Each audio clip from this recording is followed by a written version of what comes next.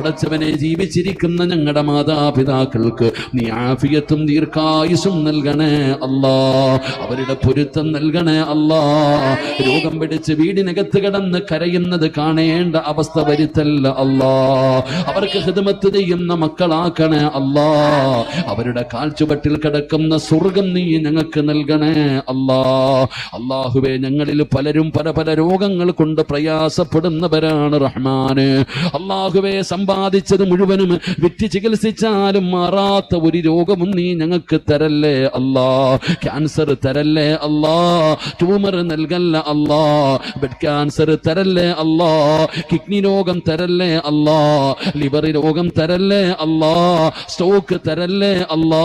Block തരല്ലേ അല്ലാ. ശരീരം തളർത്തി കിടത്തിക്കളയല്ലേ അല്ലാ. കിടന്ന കിടപ്പിൽ കിടന്നു മലമൂത്ര വിസർജനം നടത്തേണ്ട അവസ്ഥ വരുത്തല്ലേ അല്ലാ. പടച്ചവനെ, നോക്കി നോക്കി മടുത്തു മരിക്കാൻ വേണ്ടി സ്വന്തം മക്കൾ ദുആ ചെയ്യുന്ന അവസ്ഥ വരെ നീ എത്തിക്കല്ല അല്ലാ. അല്ലാഹുവേ, എപ്പോ എവിടെ വെച്ചാണ് മരിക്കുന്നതെന്ന് ഞങ്ങൾക്കറിയില്ല റബ്ബേ. ഈമാനുള്ള മരണം നൽകണേ അല്ലാ.